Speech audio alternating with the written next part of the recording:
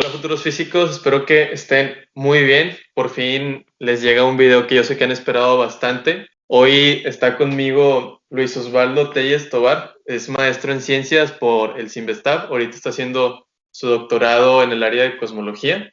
A él lo conocí por un taller de materia oscura escalar, que de hecho hice un blog de ese taller en el canal. Y bueno, yo entré sin saber nada de relatividad general, ni de tensores, ni de materia oscura.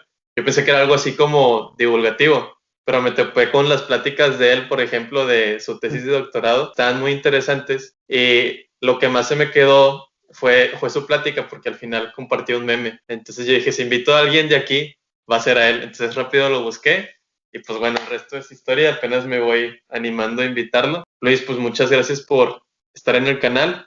Platícanos un poco de ti, qué haces aparte de física, qué te gusta, lo que sea. Primero, gracias a ti, Edgar, por invitarme. Me da mucho gusto estar aquí. Y pues bueno, aparte de física, lo que más me gusta hacer es aprender lo que sea. Siempre las cosas nuevas me llaman mucho la atención. Bueno, también me gusta hacer ejercicio, me gusta leer mucho, me gusta tocar el piano, aunque últimamente lo he dejado un poco por el tiempo. Y así lo que más me gusta es jugar con mis sobrinitas, porque tengo dos, sobrinas pequeñas y me gusta mucho pasar el tiempo. Y lo que más me gusta de mis sobrinas es que me ayudan a no perder la capacidad de sorpresa, porque cuando uno va creciendo y se va volviendo adulto, pues ya como que ve las cosas más como que, bueno, sí, ya pasó, pero no, y me ayuda, fíjate que me ayuda mucho como científico porque una de ellas ya está en la primaria y me hace preguntas que luego sí, uno da por sentado. Y ya cuando platico con ella me dice, oye tío, es que mira, en la escuela vi esto. Tío, ¿por qué las cosas son así? El otro día me preguntó que por qué el cielo era azul y cosas así. Entonces, pues me ayuda mucho a seguir investigando y también un poco de trampa que le digo, bueno, investigalo tú y después lo discutimos. La Y, vieja confiable. y otra cosa que me gusta hacer es ir al gimnasio. Bueno, ahorita no lo he hecho desde que está la contingencia, pero trato de ejercitarme por cuestión de salud física, obviamente, y también de salud mental. Ok. Y últimamente me ha interesado un poco la filosofía. Empecé a leer los diálogos de Platón, pero dejé mis libros en mi casa en México. Entonces ahorita lo he dejado un poco. Y estar con mi familia me gusta mucho. Ok, muchas gracias. ¿Actualmente ahorita estás haciendo el doctorado también en el CIMBESTAB o en otro lado? El doctorado propiamente estoy inscrito en el CIMBESTAB. Mi asesor ahí es el doctor Tonatiu Matos y mi coasesor es el doctor Alberto Vázquez, que está en el Instituto de Ciencias Físicas de la UNAM en Cuernavaca. Entonces también estoy como estudiante asociado al Instituto de Ciencias Físicas. Bueno, ahorita de hecho vamos a hablar un poquito más de eso porque a mí en particular me gustaría saber qué tan diferente es aprender en una universidad a un centro de investigación, cómo cambian las cosas. Pero bueno, antes de llegar Sí, a eso, mi primera pregunta, voy a empezar con unas 3 o 4 preguntas de mí y luego ya todas las demás son de suscriptores. Ahora sí, mi vale. primera pregunta para ti es, ¿cómo te interesó la física? Pues yo digo que, fíjate, estaba viendo el video que hiciste con el profesor y creo que coincido con él en el sentido de que, bueno, al menos yo era curioso, he sido curioso desde niño. Pues afortunadamente acá en el pueblo de donde soy originario, el cielo nocturno es muy limpio. Afortunadamente hasta el día de hoy el cielo nocturno es muy limpio. Entonces a mí me llamaban mucho la atención las estrellas. Y pues ya a partir de esa pequeña curiosidad, mi mamá y mi papá me regalaban libros o me regalaban revistas de divulgación. Y pues ya poco a poco fue pues esa curiosidad la que me llevaba a investigar. Después, como me iba bien en las matemáticas, pues yo decía, pues yo quiero ser científico, pero uno no dimensiona lo que realmente es ser científico, ¿no? Pero ya después cuando llegué, fue en el Cebetis o en la prepa que tuve un profesor de física que me gustaba mucho su forma de enseñar y eso hizo que me llamara más la atención. Pero ahí hubo como que un problema en que no me decidía sobre qué estudiar. Porque también estudiaba música, iba a un curso sabatino, estudiaba música y yo estaba así como que dudando entre si dedicarme a la música o dedicarme a la física. Y pues mi mamá y mi papá me regalaron un libro de Stephen Hawking que se llama, ay, se me fue el nombre. Habla de la teoría de, el gran diseño se llama. el gran Ah, diseño. ok. Y ya lo acabé de leer y fue por eso que me decidí por física. Ok.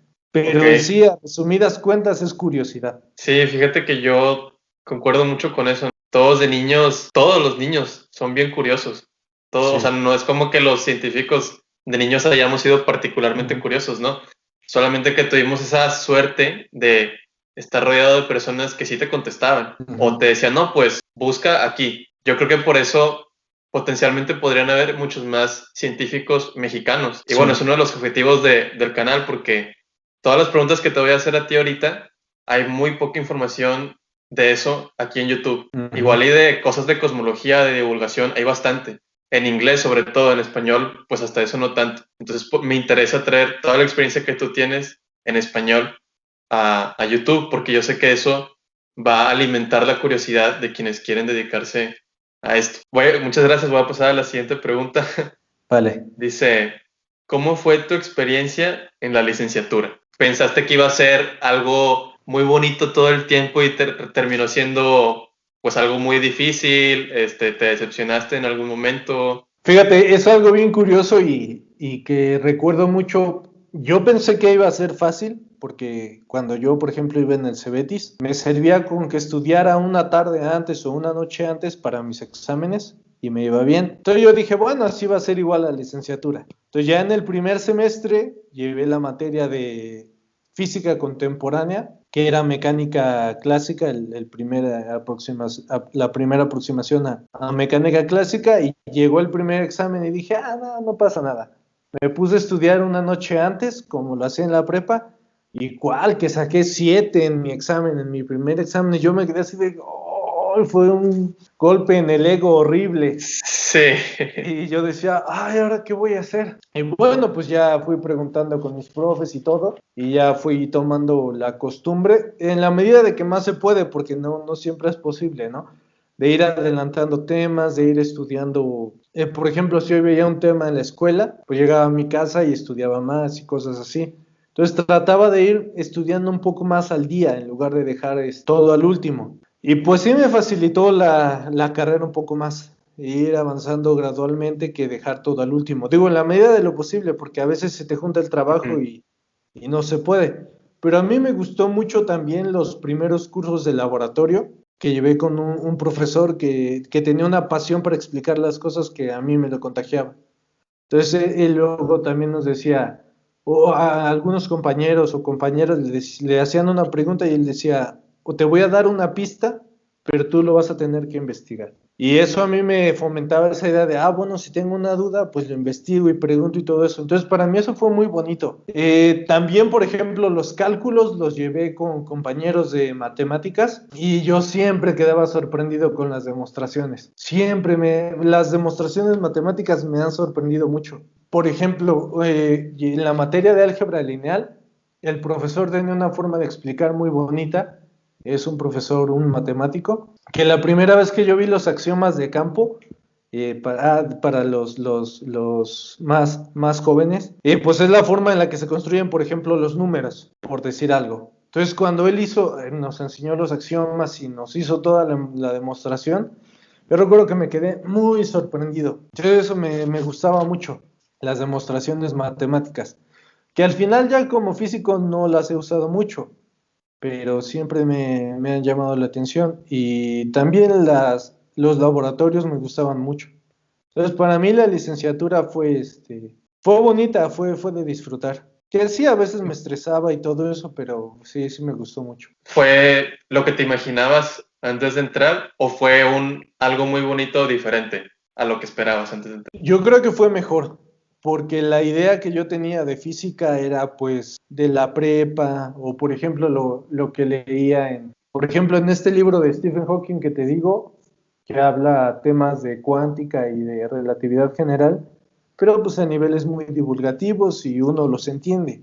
Pero ya cuando ves toda la formalidad, las matemáticas, el concepto físico que hay detrás, a mí me gustó mucho, me sorprendió y sí fue más de lo que esperaba. Sí, fíjate que la licenciatura a mí me ha hecho muy humilde en el sentido de que cuando yo entré a primer semestre, Y es algo que noté en mi generación. Como hablamos muy fácil de temas muy avanzados por los libros de divulgación que habíamos leído. Y ahora esos temas, pues si los hablamos ya es, no, pues yo escuché esto, pero pues la neta no sé. O sea, Ujú. porque no los hemos visto con esa formalidad, entonces, digamos, le tenemos más respeto a esos temas porque sabemos realmente lo difíciles y lo lejos que están todavía de nosotros. Entonces yo creo que en ese sentido la licenciatura a mí me ha hecho más humilde porque me hizo esperar mucho a llegar a temas que de verdad quiero ver. Por ejemplo, apenas ahora voy a llevar mi primer curso de mecánica cuántica, que es un curso que yo espero desde que iba a entrar a la licenciatura. Es muy emocionante. Para mí también ha sido muy bonito, pero diferente a lo que me esperaba. O sea, la siguiente pregunta. ¿Cómo fue tu experiencia en la maestría y qué diferencia hay entre un centro de investigación y una universidad? Por ejemplo, el Sinvestab yo sé que pertenece al Politécnico, que Ujú. al fin y al cabo pues es una institución educativa, pero ¿hay alguna diferencia? Mira, por ejemplo, en cuanto al ritmo de trabajo en mi universidad, no noté diferencias, porque en la universidad nos ponían a trabajar muy duro.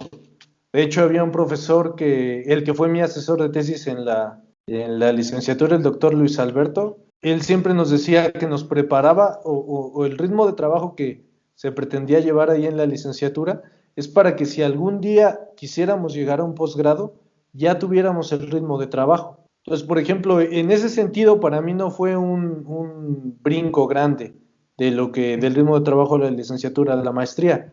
Lo que sí fue es, pues, por ejemplo, los temas que ya se ven con un poco más de complejidad, pero siento yo que con lo que aprendí en la licenciatura, pues, me fue suficiente. La diferencia que yo veo, y probablemente esto sea sesgado, es que en la universidad, acá en la Autónoma del Estado de Hidalgo, donde hice la licenciatura, eran pocos profesores. Entonces, están como profesores e investigadores, pero pues más que nada casi que eran profesores porque pues no les daba el tiempo, vaya, o no daba el abasto para darnos las clases a los grupos. Sin embargo, acá en el Sinvestab, pues hay un montón de investigadores. Entonces, por ejemplo, no todos los semestres, todos dan clases. Entonces es más fácil que se dediquen a hacer la investigación por ejemplo, acá en la universidad casi tenían que hacer, pues preparar sus clases, calificar tareas, todo eso, y ya el tiempo que les quede, pues lo usaban para la investigación. Luego, por ejemplo, allá en la universidad, pues era dar clases, casi que era lo primordial. Y acá, al menos en el Simvestab, pues es más a la investigación. Sí, yo también he notado eso en mis maestros que pues son muy buenos investigadores, al fin y al cabo saben bastante, pero todo el tiempo los veo pues dando clases, revisando, o a veces también dan clases en otras universidades y yo pienso pues a lo mejor no les queda tanto tiempo para hacer su investigación. No lo había pensado, pero sí tiene sentido que en el Simvestab pues sea más o menos al revés. Y yo creo que sí es una gran diferencia porque aquí, al menos en la Universidad Autónoma de Nuevo León, por ejemplo, no hay cosmólogos, no que yo sepa. Entonces, en parte por eso también es muy interesante hablar contigo, porque yo no tengo a nadie que me contagie esa experiencia, porque aquí es puro nanotecnología, dinámica molecular, estado sólido, astronomía, tal vez, pero cosmología, algo así muy teórico, es rarísimo. Bueno, pues creo que sí es una diferencia ahí importante. Otra pregunta. ¿Algún consejo en general para los que quieren estudiar la licenciatura o una maestría como la tuya?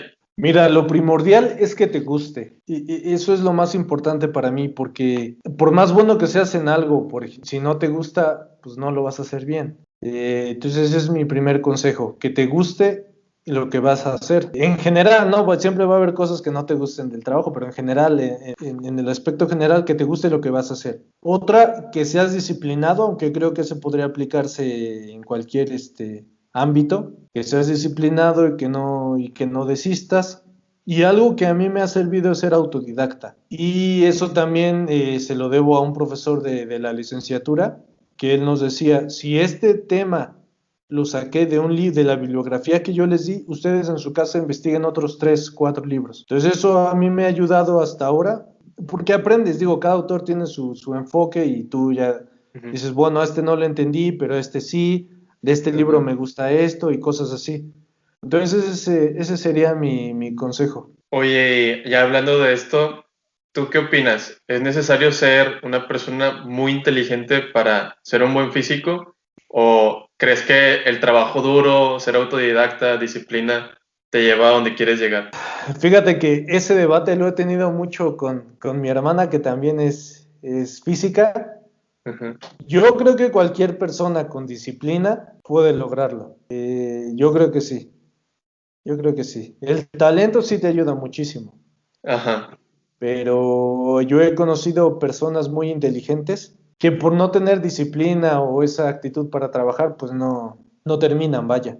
Entonces yo creo que el talento sí ayuda muchísimo, pero creo yo que es más importante el trabajo duro y la disciplina. Sí, esto te lo pregunto porque siento que sobre todo en mi generación somos tendemos mucho a compararnos con los demás, entonces siempre estamos viendo cómo le va a los demás en sus calificaciones, sentimos, no, es que él es muy inteligente, yo no soy tan inteligente, no me va a ir bien, mejor me salgo de la carrera, pero pues yo siendo una persona promedio, porque me conozco, pues ya estoy en la segunda mitad de la carrera, pero yo me he esforzado mucho. Me gustaría que los demás consideraran eso, sí. Por alguna razón sienten que no son tan buenos en matemáticas o en física, pues no es realmente una razón contundente para salirte. O sea, si te gusta y te esfuerzas como tú dices, en mi opinión, o sea, en mi experiencia sí se va a poder. A lo mejor sí va a ser más difícil que alguien que nació con ese talento, porque no lo puedo negar, como tú dices, ayuda un montón y también conozco gente así, pero yo los invitaría a que no dejen que eso los detenga, si de verdad les gusta. Sí, bueno, todo mundo nos comparamos, eso es algo natural en el ser humano. Por ejemplo, yo en el gimnasio a veces veo que otro cuate carga más y ahí quiero ir y también. Pero no, mi consejo es en general que la competencia es contigo mismo. No te fijes en que si tu compañero sacó 10 o sacó 7 o cosas así, sino que en general te esfuerces en ser mejor. Si en el examen pasado sacaste 7, pues esfuérzate para que en el que sigue saques 8. Pero ese problema o esa cuestión de compararnos nos pasa a todos en cualquier nivel. Hasta también el doctorado lo he hecho. Digo, lo puedes usar como motivación, pero yo honestamente creo que no. Creo que la competencia es contigo mismo y que trates tú ser mejor cada día por ti, no por querer ganarle a los demás. Sí, totalmente de acuerdo. Creo que eso es muy importante porque el estar siempre buscando ser mejor que alguien, cuando lo logres va a haber otra persona y luego otra persona y nunca vas a estar en paz. Entonces, Sí. como tú dices, mientras te superes a ti mismo, vas bien, vas por buen camino. Ahora sí, vamos a empezar con las preguntas de los suscriptores, que como, hay unas muy interesantes, muy buenas, que a mí yo también ya te quiero preguntar. Sí. Eh, Pregunta Emilio de la Cruz Navarro. Saludos, Emilio. Él dice, ¿cuál es la institución de cualquier parte del mundo que recomendarías para un posgrado en ese campo? Digamos, aparte del Cinvestav. Bueno, yo no he salido al extranjero, entonces no te podría decir así cuál es la mejor, pero por ejemplo, de las personas que he conocido, aquí en México, por ejemplo, está la UNAM, tengo colegas muy buenos de la UNAM, mi coasesor, uno de mis asesores es de la UNAM. En cosmología también está la Universidad de Guanajuato, también tengo colegas ahí, se trabaja muy bien. Del extranjero, pues mi asesor Alberto de Cuernavaca estudió en Cambridge, entonces esa podría ser una opción. Y pues ya, aunque yo soy más de la idea que no depende tanto de la institución, sí, sí, obviamente te va a ayudar en cuanto a recursos y cosas así, sino más bien es cuestión de tú como alumno, cómo seas. Sí, yo también creo eso porque, oye, aquí voy a ser muy honesto. Ujú. Mi universidad, pues la verdad yo estoy feliz. Obviamente tiene sus fallas, pero pues me da todo el conocimiento que yo requiero, ¿no? O sea, me da las herramientas. Es verdad que universidades con más reconocimiento como el IPN o la UNAM, pues si yo hubiera vivido en esas ciudades o hubiera tenido la opción, pues a lo mejor sí me iba a estudiar ahí, ¿no? No digo que no te den más recursos o que tengas más maestros, no sé, más especializados, pero como tú dices, si estás en un lugar donde tienes los libros, tienes los maestros, tomas los mismos cursos, va a depender de ti al final de cuentas qué tanto conocimiento vas a adquirir. Para que no se preocupen tanto por eso, porque siempre en todos mis videos veo ese comentario. Sí. ¿Cuál es la mejor universidad de México? ¿O qué es mejor, el IPN o la UNAM? Bueno, pues quería hacer complementar tu comentario. Pregunta Guillermo Zamora. Saludos a Guillermo. ¿Es difícil conseguir un trabajo en un centro de investigación? Bueno, gracias por tu pregunta, Guillermo. Yo, afortunado o desafortunadamente, todavía no me encuentro en esa situación. Estoy a la mitad del doctorado, entonces no, todavía no he tenido que buscar empleo. Pero en general la situación en México, y tal vez va a ser un poco pesimista mi comentario, es que el futuro para la ciencia en nuestro país, a como están las cosas, es incierto. Y creo que en general siempre ha sido así, pero ahora, pues, cuando uno lee las noticias y que hay recortes de ciencia, que ataques a la ciencia y cosas así, yo creo que el futuro por ahora es un poco oscuro. Eso no significa que hay que desanimarnos, sino que tenemos que hacer, pues, que nosotros como ciudadanos, ciudadanas y además como científicos, tenemos que exigirle al gobierno. Tengo contactos cercanos, amigos cercanos que sí han tenido, que ya terminaron el doctorado y han tenido problemas para encontrar trabajo en el ámbito científico, ¿no? Entonces, yo lo que creo es que tenemos que exigirle, pues, al gobierno, ¿no?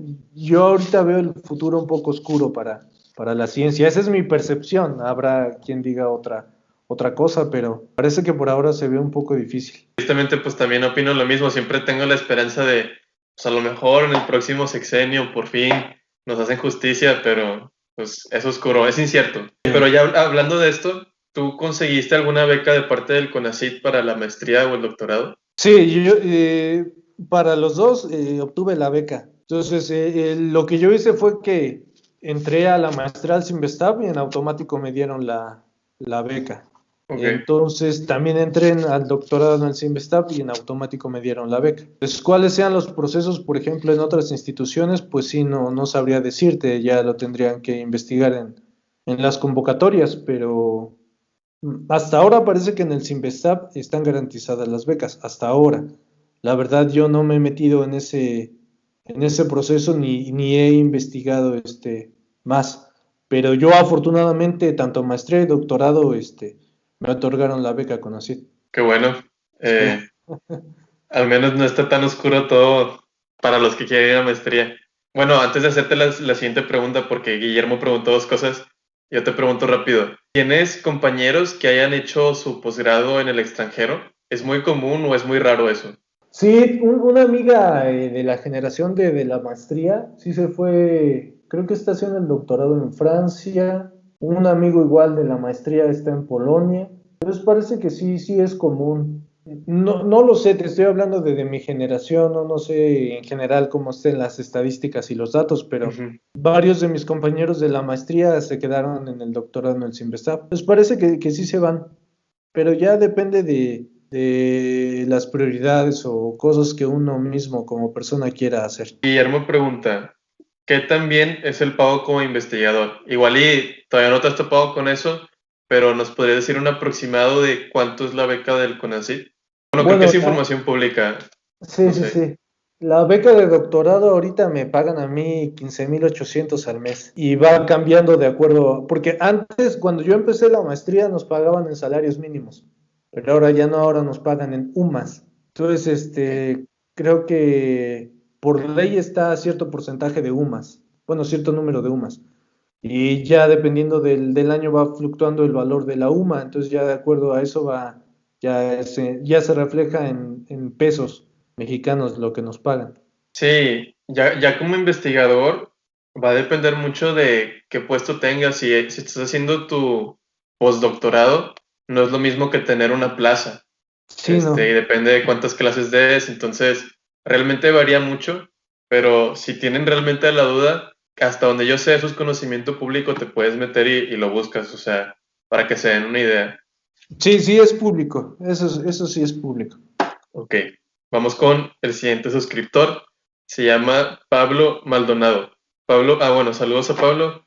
Pablo pregunta, ¿qué tan difícil es cursar el doctorado y cómo es el proceso? Gracias, Pablo, por tu pregunta. Pues yo les voy a hablar del Simvestab. Tenemos que cumplir ciertos requisitos. Por ejemplo, tenemos que llevar 2 materias obligatorias. Tenemos que dar 2 ayudantías, es decir, por ejemplo, un profesor es titular de la materia y nosotros nos encargamos de calificar tareas, resolver dudas, o sea, ser como auxiliares al profesor. Y pues ya ahí en fuera tenemos que hacer nuestra investigación, publicar artículos, presentarlos en congresos. Aquí lo que a mí me costó un poco era, al principio del doctorado, era acomodar mis horarios.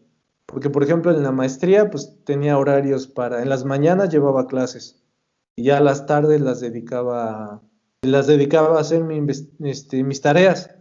Entonces, por ejemplo, en las materias, en la maestría, pues llevas un temario, ya tú solo te puedes seguir en eso. Pero en el doctorado no, en el doctorado es como que mis asesores me sugirieron una línea de investigación. Era así como que, ¿y por dónde empiezo? O empiezo algo, ya después me surgió una duda y lo investigo, ya después me salí del tema y cuando quiero regresar ya se me olvidó. Por ejemplo, empezaba a trabajar en varios temas al mismo tiempo y ya después se me olvidaba qué hacía en uno y tenía que volver a leer y cosas así. Entonces creo que eso fue un poco lo difícil, de que ahora tú mismo te vuelves tu guía, ya no hay como que, ah, bueno, síguele por aquí, por aquí, por aquí, como en las clases, ¿no?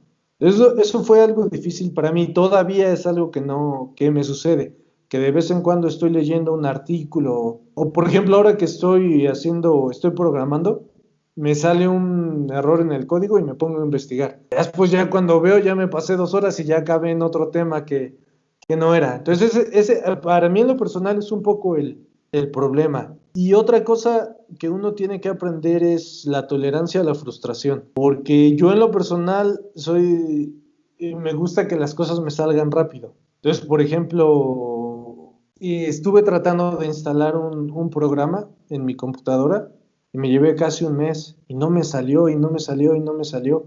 Yo ya estaba así como que ya quería aventar todo y dejar todo y eso es algo que suele pasar porque como es un tema nuevo, pues nadie sabe cómo lo puedes Ajá. abordar, ¿no? Y otra cosa que hago, que les aconsejo es hacer ejercicio y comer bien. Eso ayuda mucho. Dormir bien, aunque a veces es un poco complicado. Pero básicamente creo yo que el problema al que más me he enfrentado es a poder organizar mi tiempo. Sí, bueno, yo creo que ese problema ya se me empezó a presentar a mí también con... Es que yo soy más de tenerme mucha paciencia, porque yo siempre he sido así tardado. Igual y no tanto porque me tarde en entenderlo, pero simplemente yo me tomo mi tiempo para leer, para volver a ver la clase y tenerlo así como que todo completamente claro y luego empiezo con la tarea.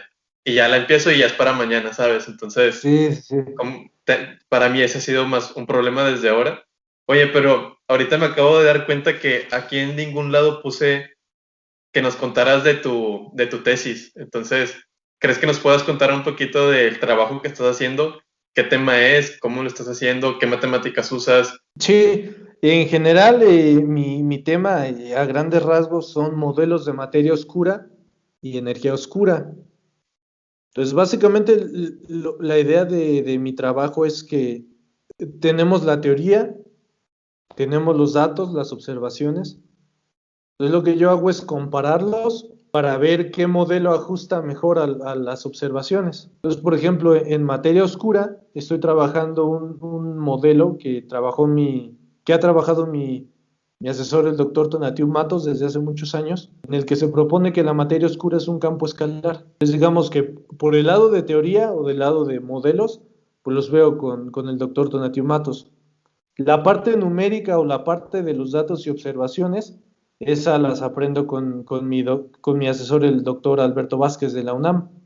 Entonces, por ejemplo, ahí voy a la par. Entonces, aprendo un poco de teoría y luego lo aplico a los datos. Aunque ahorita me he enfocado un poco más a la parte de programación, de análisis numérico para poder aprender a cómo interpretar y cómo usar todos esos datos. Entonces, en general, esa es mi línea de investigación, poder comparar modelos con observaciones. Entonces, ya que estamos hablando de esto, voy a agregar, ya sé que no existe un día promedio para ti, Ujú.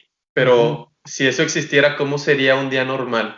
Suponiendo que estás en clases presenciales, todo como debería ser normalmente. Ah, bueno, sí, suponiendo que estoy en la Ciudad de México en el Simvestab, lo que yo hago es que me levanto temprano, más o menos 7 de la mañana, desayuno, me baño y me voy al Simvestab. Trato de llegar temprano, más o menos 8, 8:30, ya estoy en mi oficina en el Sinvestab, me pongo a hacer mi investigación.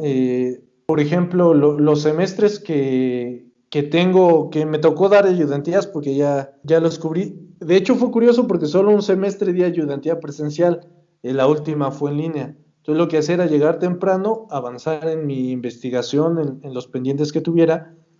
A las 11 me tomaba un pequeño refrigerio, porque ya más tarde, como después de la una, que los estudiantes de maestría terminaban sus clases, llegaban a mi oficina y con dudas, preguntas, ayúdame a resolver tal ejercicio y cosas así. Entonces yo me aprovechaba en la mañana y ya un poquito en la tarde ya les ayudaba a ellos o a calificar las tareas que me tocaban. Ya después me iba a comer, como entre dos o tres me iba a comer, regresaba, ya platicaba un ratito con mis amigos o compañeros de las oficinas de alrededor. Eso me gusta mucho porque ahí es de donde salen buenas ideas de física, entre las pláticas así informales y cosas así. Ya después ya volvía a trabajar en mi oficina un rato, ya dependiendo de lo que fuera más urgente, calificaba tareas o seguía con mi investigación y ya me iba como a las 6 o 7 de la tarde, ya me iba al gimnasio. Entonces ya regresaba y preparaba mis cosas para el otro día, leía lo que hice ese día, preparaba, por ejemplo, decía, bueno, este día no me salió esto y preparaba lo que tenía que hacer para el día siguiente. Los miércoles era los días de reunión con mi asesor. Entonces era casi toda la mañana estar pues platicando sobre el avance del trabajo y cosas así. De esas veces que nos cuentas que estás platicando con tus amigos y que surgen ideas de física, ¿nos podrías dar así un ejemplo de que te acuerdes que te haya pasado eso con algún compañero? Por ejemplo, como en el Sinvestab casi no hay muchos estudiantes que hagamos cosmología y más de que se enfoque un poco a las observaciones como yo. Entonces, básicamente mis amigos o mis compañeros con los que platicábamos eran de relatividad general, un poco más formal. Entonces me preguntaban o platicábamos respecto a las observaciones y cosas así. De hecho, algo muy curioso fue que en una de estas pláticas salió sobre las supernovas. Hablamos sobre las supernovas y después salió un artículo que decía que probablemente las supernovas, pues hay un problema en cómo se miden o en que el modelo que se usa está mal y cosas así. Entonces a mí me sorprendió que dijimos, bueno, ya teníamos esas ideas, digo, medio vagas, ¿no? Medio informales. Y ya después salió un artículo diciendo que probablemente sí había errores o cosas así.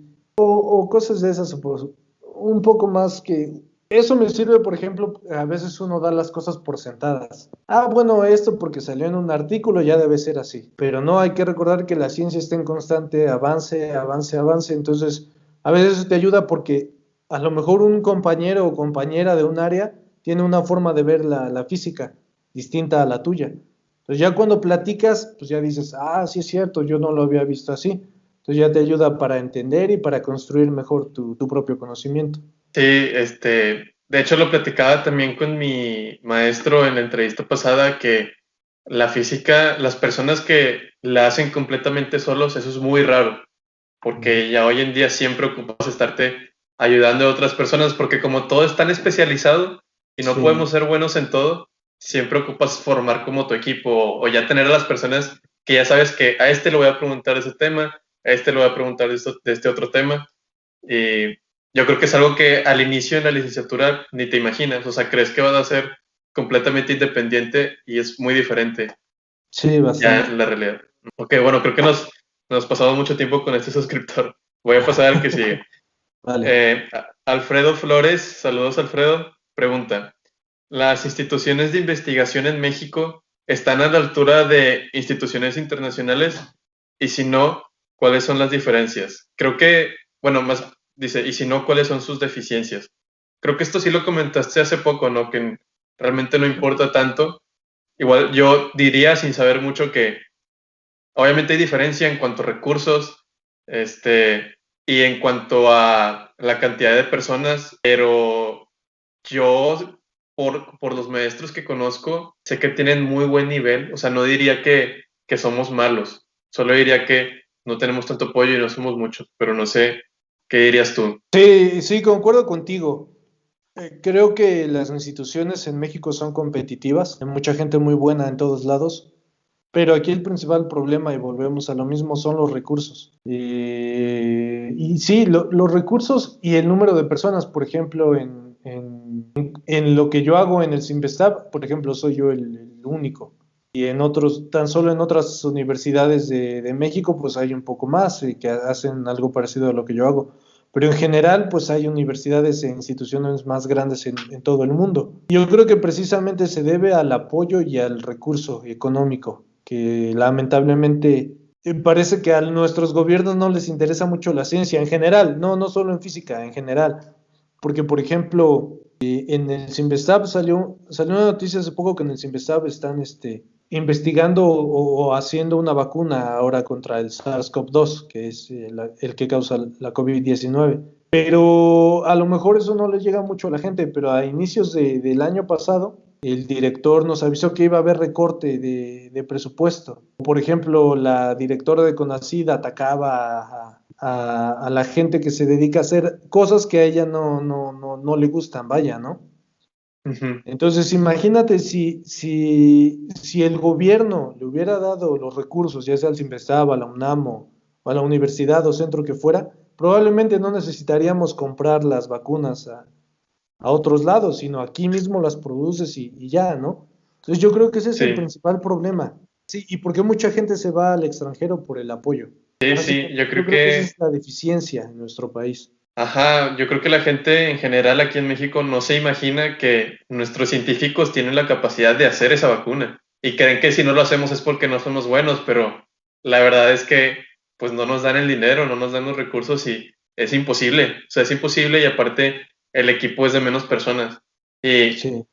quería mencionar algo que comentó el doctor Tonatiuh cuando inauguró el congreso que fue en Tabasco el año pasado, bueno, antepasado.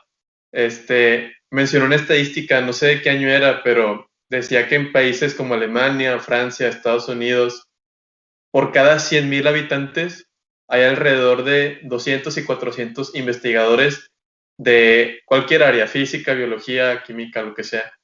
Mientras que en México, por cada 100.000 habitantes hay a lo mucho 20 investigadores, también del área que sea.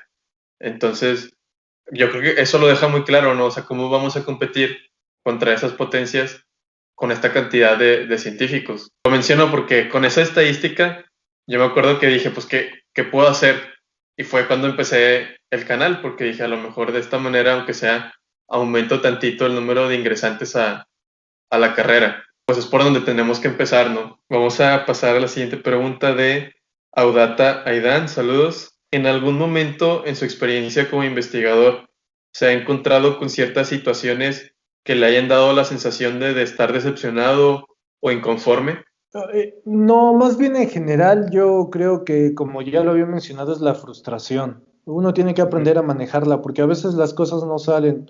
O sea, uno puede hacer planes y puede tener ideas, pero a la hora de que ya lo pones en un papel o en este caso que yo utilizo la computadora, pues a veces no sale, ¿no? Y a veces está uno y mucho rato de no me sale y no me sale y te empiezas a frustrar. Yo creo que ese es el principal problema a lo que me he enfrentado. Ahora debo decir que sí estoy un poco decepcionado en cuanto al futuro. En cuanto, por ejemplo, a mí la verdad sí me da un poco de miedo de, yo tengo que acabar el doctorado más o menos en año y medio, 2 años. Y después digo, bueno, ¿qué voy a hacer? Tengo que trabajar. Y en ese sentido es un poco de, lo que me da un poco de decepción o de incertidumbre al futuro. No propiamente en mi trabajo. En mi trabajo es más que nada la frustración de que a veces no te salgan las cosas, ¿no? Pero en general, ya viéndolo desde un punto de vista más amplio, creo que sí me da un poco de miedo o decepción ver cómo va a estar el futuro. ¿El futuro para la cosmología o para las oportunidades de trabajo que puedas encontrar? En general, para las oportunidades de trabajo, sí. Ujú. Sí, yo creo que a mí también me preocupa. ¿Ya Sí. has considerado ir a buscar algo al extranjero cuando acabes el doctorado? No, por cuestiones personales no. Digo, sí me Ujú. gustaría irme a lo mejor a alguna estancia, unos meses, un año, pero quedarme a vivir en el extranjero no. Por cuestiones personales y porque yo tengo la creencia o es algo que quiero hacer, es que quiero mejorar mi país, no en el sentido patriótico de decir México es el mejor, no, sino en el sentido de que las personas que están a mi alrededor tengan una mejor calidad de vida, ¿no? Ujú. Entonces esa es mi idea y por eso yo no me quiero ir al extranjero, que me quiero quedar aquí en el país. Y yo, fíjate que pienso en lo mismo. Yo me gustaría, de hecho, es más o menos mi objetivo, hacer ya sea la maestría o el doctorado, cualquiera de los dos, en el extranjero y tal vez el postdoctorado también, pero yo quiero regresar, estoy seguro de que quiero regresar, si se puede, a mi universidad para ser maestro en la Universidad Autónoma de Nuevo León, porque sé que aquí hace falta, como en todas las universidades de México, a lo mejor hace falta más maestros, nada más con eso, más maestros, más gente que se quede en México para mejorar la situación en general, como tú dices, pues creo que este es el primer paso, quedarnos. Sí, claro que también es algo personal, ¿no? No es que como que Ujú. no es que los que se vayan pues sean malos, ¿no? No, esto Sí, sí, no, no. es más que nada algo personal, pero pues sí, sí, a mí sí me gustaría hacer algo por el país. Sí, en parte la verdad me gusta mucho Monterrey, o sea, soy una persona muy de familia, por razones personales, como tú dices, no me veo viviendo toda mi vida en algún otro lugar. Tendría que regresar eventualmente. Ok, vamos con la siguiente pregunta. Marco Sáenz, y yo quería llegar a esta pregunta. Pregunta Marco. Es bien sabido que en el posgrado en el Sinvestab es muy difícil. Me gustaría saber qué materias debería dominar antes de ingresar para que me vaya bien en el curso propedéutico. Es que creo que en general yo te podría decir que es mecánica clásica, electro, cuántica y métodos matemáticos. Yo creo que con que vayas bien en esas cuatro ramas, puedes quedar en la maestría. ¿Y qué tan cierto eso es de que es muy difícil la maestría en el Sinvestab? En cuanto a carga de trabajo. Yo te voy a decir que sí es bastante la carga de trabajo. Yo no lo sentí tanto porque, como te digo, desde la licenciatura, pues ya llevamos un ritmo duro de trabajo. Yo sí he escuchado quejas últimamente de mismos compañeros allá dentro del Sinvestab y pues gente externa que dicen que no, que trabajan muy duro y que quién sabe qué. Y yo la verdad opino que está bien. Digo, a mí me gustó. Aprendí muchísimo. Sí es un trabajo duro, pero si no te gusta, pues ¿para qué vas ahí, no? Sí, para que sepan, ya saben a lo que van. Si van a entrar Sí, al sí, sí. Sinvestab al menos. Sí, pero Es- aprendes muchísimo, muchísimo. Me imagino. Sí. Sí. ¿Cuántos años son? ¿Dos? Dos de maestría, sí. Vamos a la siguiente pregunta. Jeremy Navarro, saludos Jeremy, pregunta, ¿qué lenguajes de programación utilizas mayormente? Bueno, ahorita uso C y Python, aunque antes pues he usado C++, Fortran y creo que nada más. Pero ahorita básicamente utilizo C y Python. En el taller escuché que mencionaban algo llamado MontePython. ¿Qué es eso? MontePython es un programa o un algoritmo precisamente que está hecho en Python para Ok. hacer cadenas de Markov, Monte Carlo. Eso, si quieres, no te vayas mucho no entremos mucho al formalismo, sino básicamente es una herramienta que utilizo o que utilizamos las y los cosmólogos para hacer esta comparación entre los modelos y los datos. Ok, Pero haz de ya. cuenta que es un jueguito en el nombre de MontePython porque es un programa de cadenas de Markov Monte Carlo en Python, nada más. Ok. Sí, me quedé con esa duda porque pues lo mencionaron, pero Sí. pues en esos lugares no se explica nada. O sea, yo estaba completamente perdido todo el tiempo. Si buscas mi blog en el canal, te vas a dar cuenta de que yo estaba en cero completamente. Yo pensé que me iban a enseñar, pero no, era algo completamente distinto que como quiera, pues le intenté sacar el provecho que pude. Pero bueno, ya acabamos la primera parte de la entrevista. Ahora vamos con las preguntas de cosmología, con la parte de Ok. cosmología. Demetrio Canizales, saludos Demetrio, pregunta, ¿cuál es la diferencia entre un astrónomo, astrofísico y cosmólogo? Bueno, por ejemplo, pues un astrónomo o astrónoma es el que ya hace las observaciones directamente, el que va, fíjate, estoy pensando que es algo curioso. Bueno, sí, yo lo que iba a decir es el que va y hace las observaciones en el telescopio. Pero una vez en un congreso conocí a una doctora que me dijo que ella era astrónoma teórica. Nunca he escuchado eso. No, yo tampoco, y sí platiqué con ella Supongo que yo no soy experto en astronomía, entonces supongo que ellos cuando hacen sus observaciones y cosas así, deben tener problemas, ¿no? Entonces para eso están los teóricos, pero yo en general creo que es el que ya va y hace la observación. Digo, aunque Ujú. digo, es una definición algo burda, ¿no? No sé la verdad cuál sea. Yo creo que más bien estamos todos mezclados y tenemos un poco de todo. Entonces, por ejemplo, el Ujú. astrofísico, desde mi percepción, sería el que estudia, por ejemplo, los cuerpos más individuales, por decir algo. Por ejemplo, es una estrella, una galaxia, un agujero negro. Y los cosmólogos seríamos los que estudiamos ya todo en grandote, ¿no? Por ejemplo, ya arreglos de galaxias, o en este caso el universo completo y cosas así. Yo creo que más bien sería un poco de escalas, pero yo consideraría que estamos embarrados unos de otros. Oye, y se me acaba de ocurrir la pregunta. Si alguien te preguntara si existen diferentes tipos de cosmólogos, ¿qué le dirías? O sea, los podrías como clasificar de, es que estos son solamente teóricos, estos son más de análisis de datos, no sé, ¿cómo lo dirías tú? Pues sí, he conocido gente que es totalmente teórica. Y creo que sí podrían ser esas tres cosas que dices, pero en general se aplicarían a toda la ciencia. Los teóricos, los experimentales u observacionales y los que quedamos en medio, por ejemplo, de los que usamos teoría y un poco de observaciones. ¿Cómo te especializaste tú en esto último que mencionaste de teoría y observaciones? Pues te digo que fue por los dos lados de mis asesores. Mi asesor, el doctor Tonatiu, es teórico, un poco más teórico, y pues ahí voy aprendiendo los modelos, cómo funcionan y cosas así. Y con mi asesor de Cuernavaca, del ICF, el doctor Alberto Vázquez, pues él me enseñó los códigos, los algoritmos, las observaciones, y yo creo que una mezcla de ambos es como yo me fui preparando.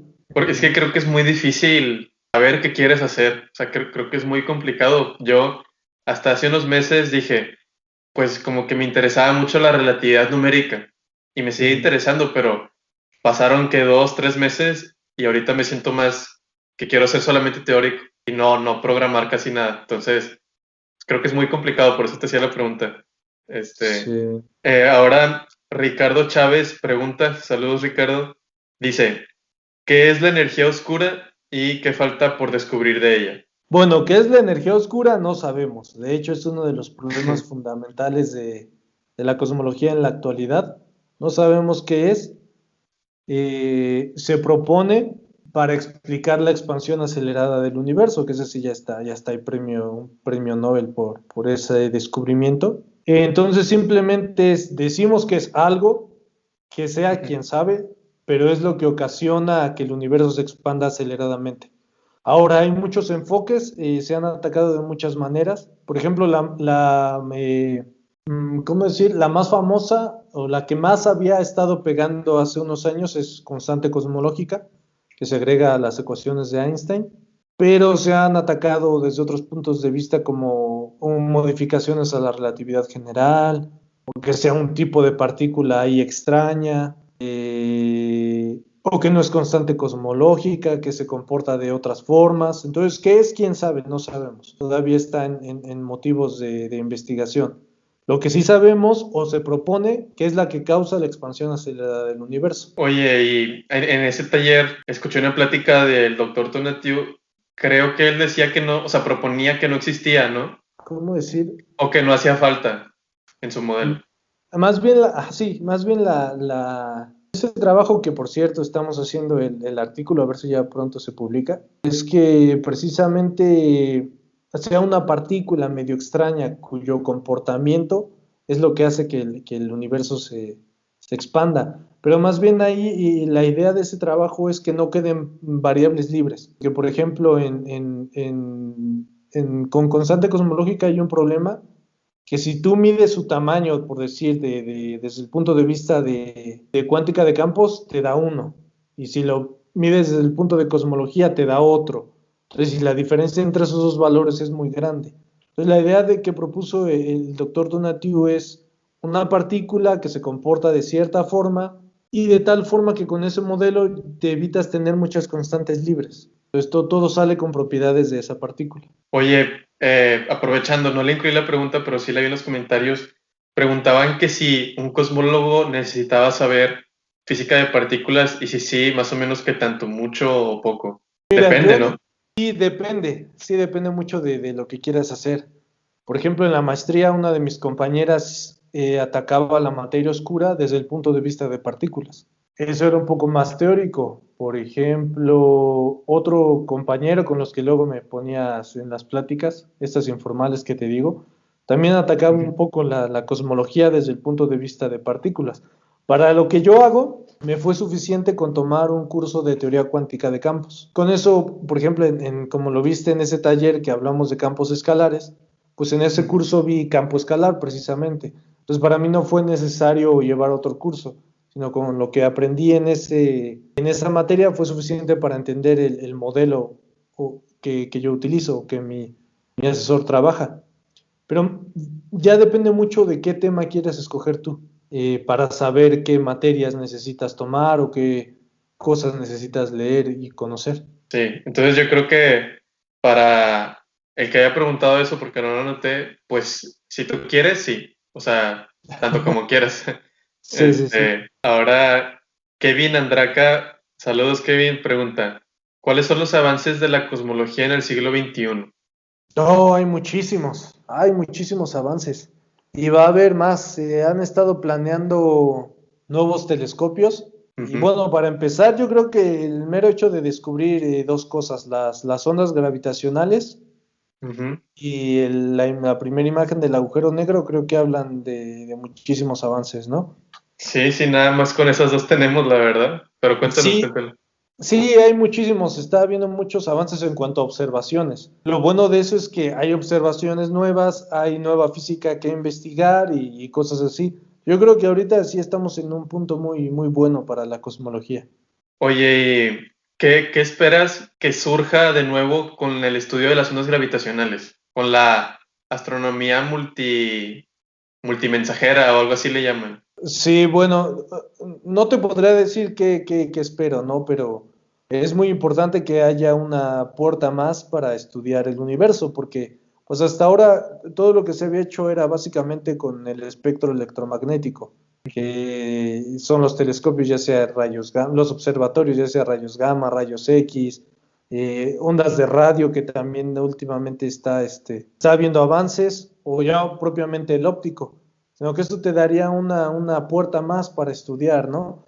Y puedes verlo, por ejemplo, cuando se midió la diferencia entre que nos llegó la onda gravitacional y después nos llegó la onda lumínica, ¿no? Pues, ¿qué esperar? No lo sé.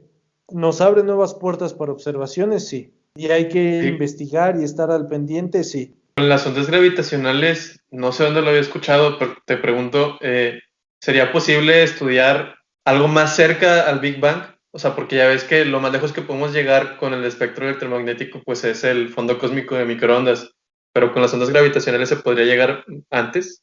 Bueno, sí he escuchado que se están buscando las ondas gravitacionales primordiales. Ujú. No he investigado mucho sobre el tema, pero pues si quieren hay mucha, no, los archive pueden buscar avances recientes sobre eso, pero serían ondas gravitacionales primordiales.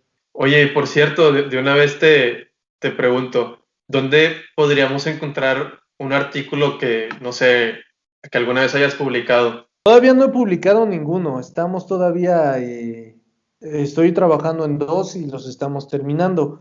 En los archive hay uno que es un review de estadística bayesiana en cosmología que hice Ujú. con mis compañeros y de doctorado y mi asesor, el doctor Alberto Vázquez. ¿Quieres la cita? Bueno, todavía no está publicado porque como es un review, a eso es a lo que vuelvo, a la tolerancia a la Ujú. frustración.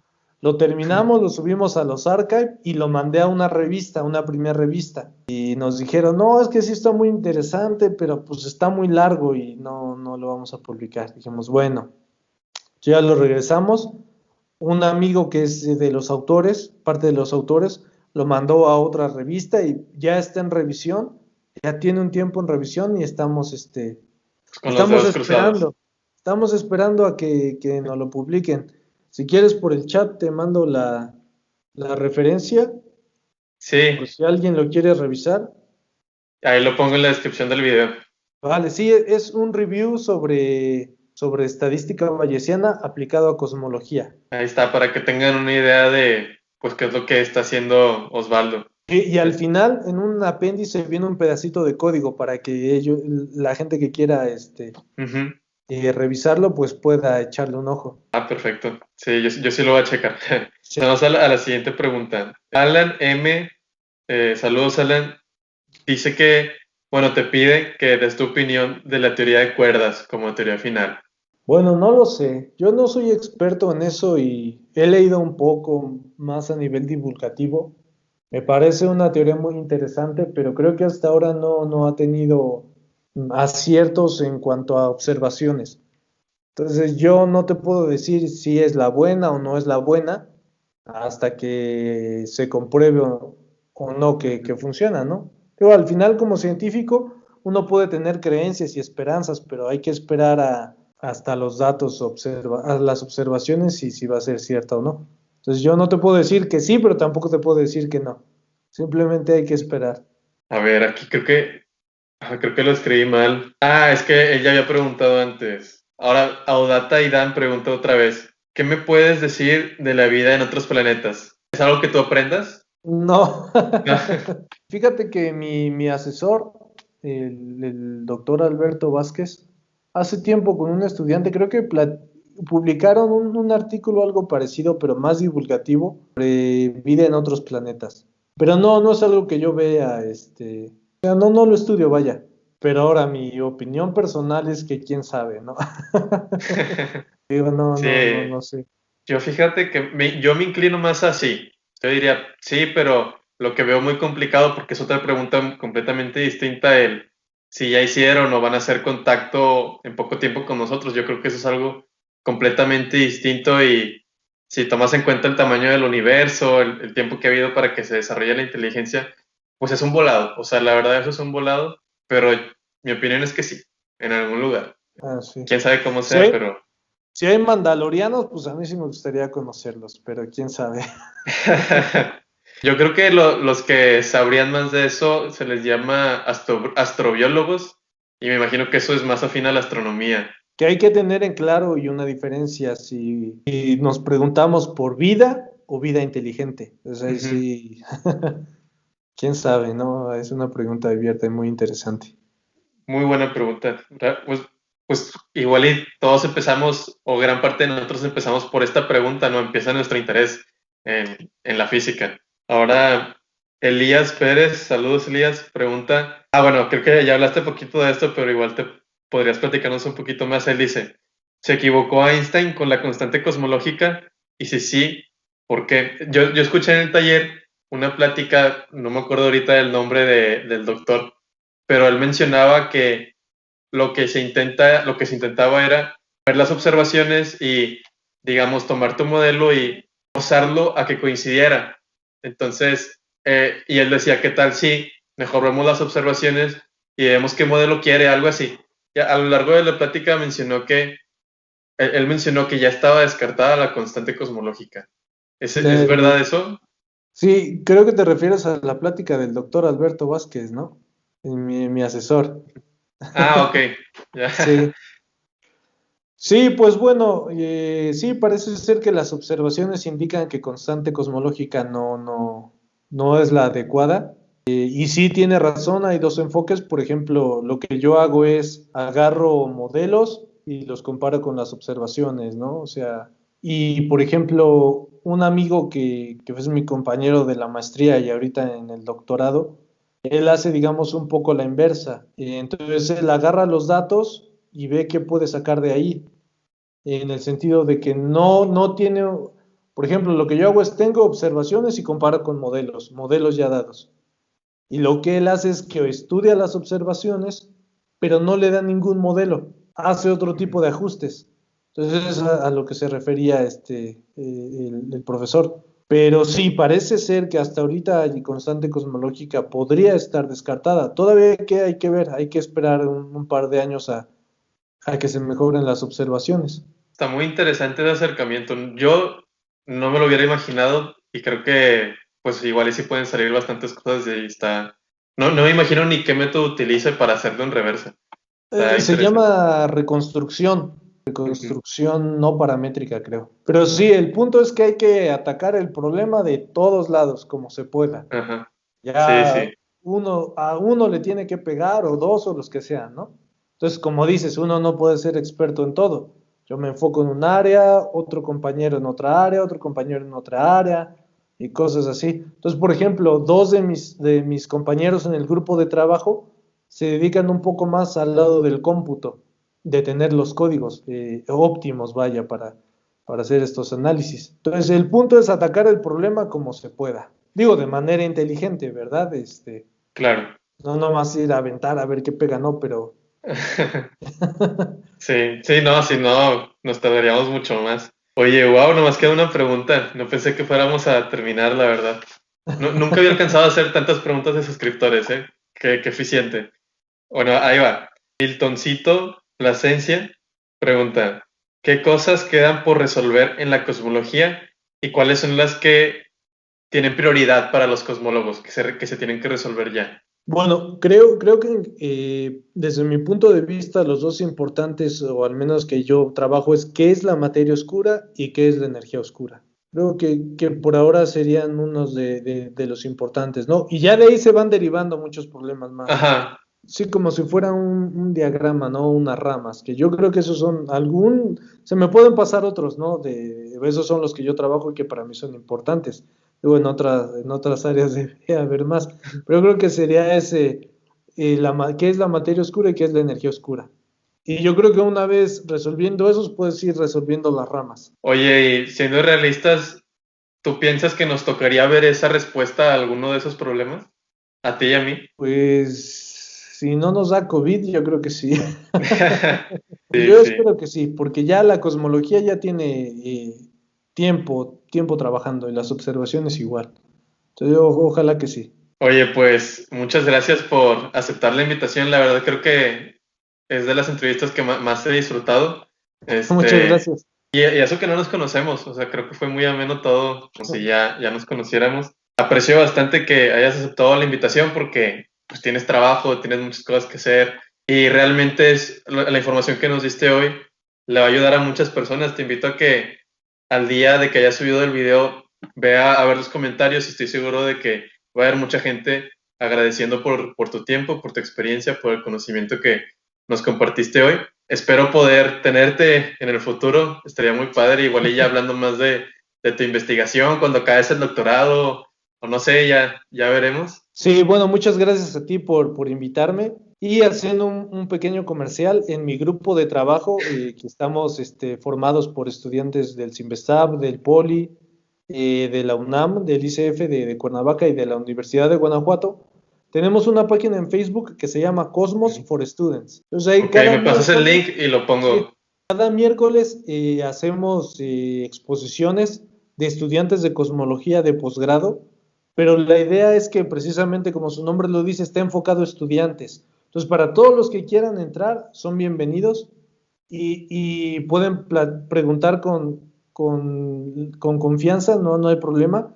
El punto es que nosotros, como estudiantes, le enseñemos a los demás lo que estamos haciendo. Alto está totalmente enfocado para estudiantes.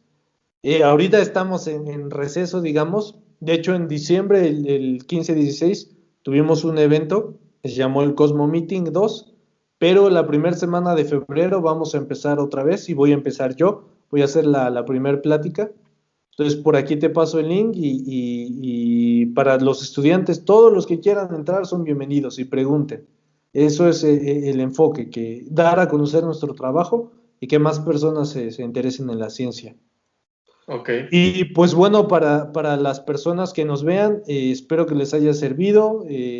Lo que yo dije probablemente no sea la última palabra. Investiguen, pueden ponerlo en los comentarios. Si yo tengo oportunidad, les contestaré. Y lo último que quiero decirles es que piensen por ustedes mismos, no dejen que nadie más piense por ustedes. Sapere aude. Disfruten el meme. excelente.